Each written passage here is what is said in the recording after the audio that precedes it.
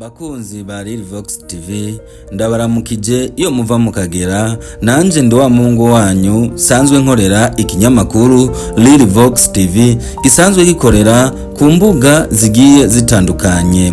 Uno munsi tugiye kuyaga ku mateka y'igihugu cyacu c'u Burundi. Reka mfate kano kanya ndagushimire wewe umaze kugira subscribe na share hano kuri Vox TV, ndetse nongera ndagusaba wewe utarabikora ko ushobora kugira subscribe share hano kuri Vox TV kugira ngo ibiganiro vyacu bigiye ko ushobore kuba mu bambere bakurikirana ibiganiro vyacu. Igihugu c'u Burundi ni igihugu gisanzwe kiri mu karere ka Afrika y'ubuseruko. Igihugu c'u Burundi aho gisanzwe gifise amateka maremare mu bijanye na politike, aho kuva mu mwaka w'igihumbi kimwe n'amajana 1966 igihugu c'u Burundi cashoboye gutangura kuyoborwa n'abapresida, mu gihe bamwe muri bo bashoboye gukora ibintu bikomeye cyane, abandi nabo basiga amateka yuzuye intambara ndetse n'injyane, aho hari mu gihugu cose ndetse no mu gihugu hagati.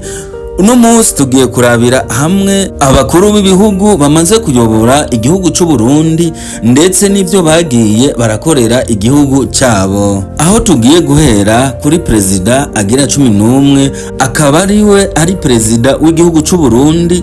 Uyu naho ni nyene icubahiro Évariste Ndayishimiye, akaba ari wayoboye igihugu c'u Burundi kuva mu mwaka w'ibihumbi 2020 kugeza uno mwaka w'ibihumbi 2026, aho ikiringo ciwe kizoshobora kurangira mu mwaka w'ibihumbi 2027 ndetse yongere anitoreze ikindi kiringo gikurikira. Prezida Évariste Ndayishimiye yashoboye kuja ku butegetsi inyuma y'urupfu rwa Petero Nkurunziza.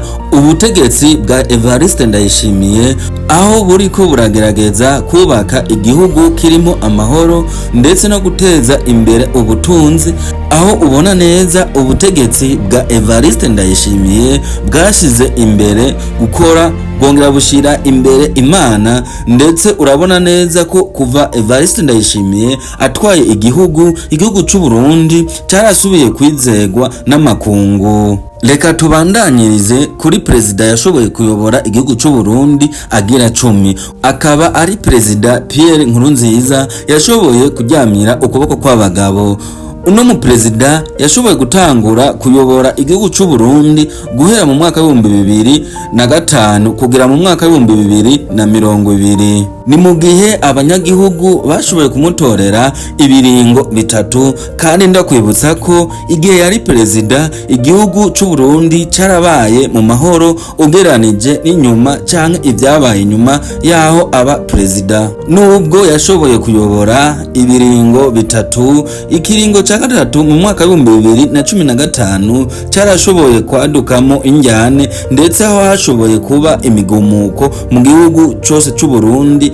Benshi bari muri iyo migumuko bariko biyamiriza ico kiringo ca gatatu. Reka tubandanyirize ku mu prezida agira 9 yashoboye kuyobora igihugu c'u Burundi. Umukuru w'igihugu Michel Ndayishimiye yashoboye kuyobora kuva mu mwaka w'ibihumbi 2003 kugera mu mwaka w'ibihumbi 2005. Umukuru w'igihugu Michel Ndayishimiye yabaye prezida mu gihe hari intambara, ariko amaze kuba umukuru w'igihugu intambara zarashoboye kugabanuka mu gihugu c'u Burundi. Muri ico gihe nyene igihugu cari citeguriye amatora yo mu mwaka w'ibihumbi 2005. Muri uru rutonde twabateguriye tugeze ku mukuru w'igihugu agira 8 yashoboye kuyobora igihugu cacu c'u Burundi.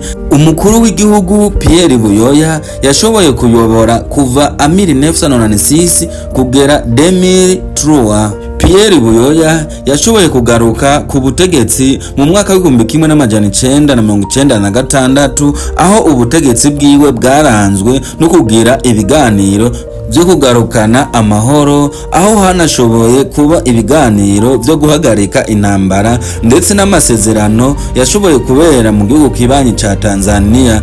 Reka tubandanyirize ku mukuru w'igihugu agira indwi nawe nyene yashoboye kuyobora igihugu c'u Burundi. Umukuru w'igihugu Sylvestre Ntibantunganya nawe yashoboye kuyobora igihugu kuva mu mwaka w'igihumbi kimwe n'amajana 1994 kugeza mu mwaka w'igihumbi kimwe n'amajana 1966. Sylvestre Ntibantunganya yashoboye gufata ubutegetsi mu gihe igihugu cari mu ntambara zikomeye, mu gihe igihugu cabarizwamo intambara. Mu mwaka w'igihumbi kimwe n'amajana 1966 ubutegetsi bwa Sylvestre Ntibantunganya bwarashoboye guhagarikwa n'igisirikare. Reka tubandanyirize ku muperezida agira gatandatu yashoboye nawe nyene kurongora igihugu cacu c'u Burundi. Umukuru w'igihugu Cyprien Ntaryamira yashoboye kuba perezida w'igihugu c'u Burundi mu mwaka w'igihumbi kimwe n'amajana 1994, aho muri uwo mwaka nyene yashoboye kuryamira ukuboko kw'abagabo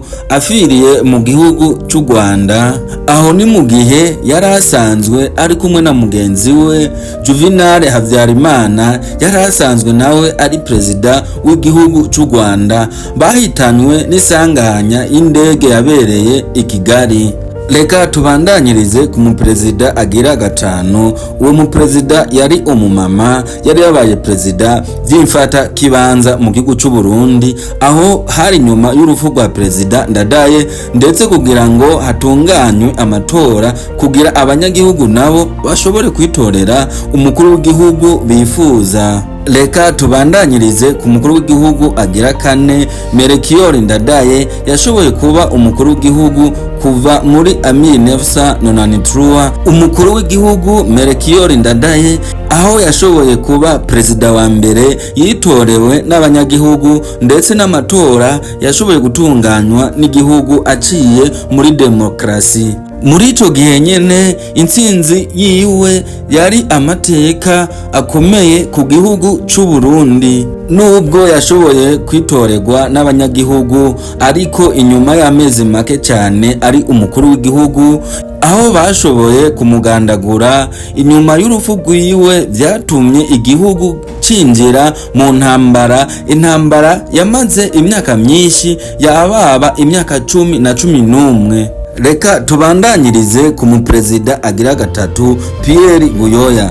Pierre Buyoya yashoboye kuyobora igihugu kuva mu mwaka w'igihumbi kimwe n'amajana 1987 kugera mu mwaka w'igihumbi kimwe n'amajana 1993 ari umukuru w'igihugu.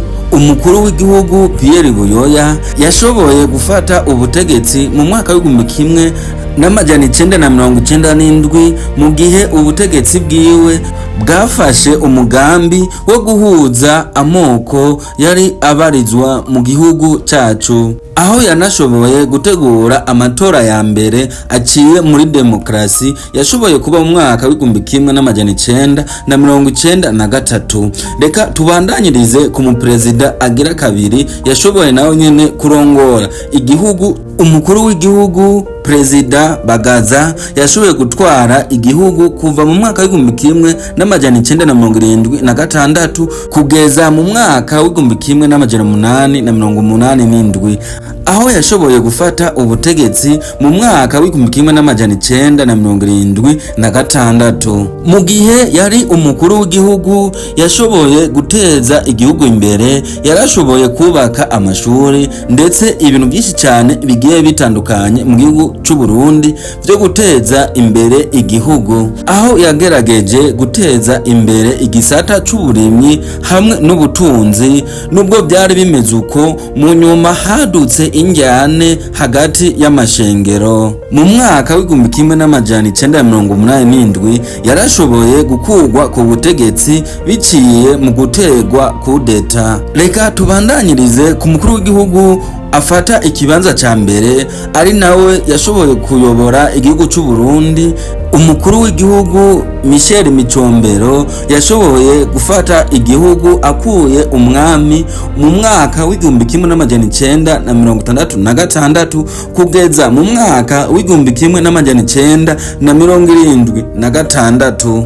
Michel Micombero niwe yabaye umukuru w'igihugu inyuma yaho ubwami bukuweho mu gihugu c'Uburundi. Mu mwaka w'igihumbi kimwe n'amajana 966 Michel Micombero yakuyeho umwami yariho ico gihe Ntare, ahita atangaza ko igihugu kibaye republika. Ku butegetsi bw'umukuru w'igihugu Michel Micombero aho habaye gukomeza ubutegetsi bwa gisirikare. N'inyuma yaho habandanije kwaduka amakimbiranire hagati mu gihugu kubijanye n'amoko yari yarazanwe n'abazungu mu gihugu cacu. Muri 1976 Micombero aho yashoboye gukurwa ku butegetsi bwo kuba umukuru w'igihugu. Ano mateka y'abaperezida bashoboye kuyobora igihugu c'Uburundi arerekana neza ko igihugu cagiye kiraca mu bihe bikomeye. Nongera ndakwibutsa ko ikiganiro twabateguriye ku mateka canke ku bakuru b'ibihugu bashoboye kurongora igihugu c'Uburundi naha ashoboye kugarukira, ariko nagenda kumenyeshe ko bino biganiro bigiye kuba ibiganiro bikurikirana, aho hariho igice ca mbere kugera ku gice ca 11 aho muzobandanya kubikurikirana hano kuri Lilivox TV. Reka ndagushimire wewe umaze kugira subscribe na share hano kuri Lilivox TV, nongera ndagutumira wewe utarabikora koza kubikora kugira ngo tubandanye kugira umuryango wagutse, kandi n'ibiganiro vyacu bigiye ko ube mu bambere babikurikirana hano kuri Lilivox TV.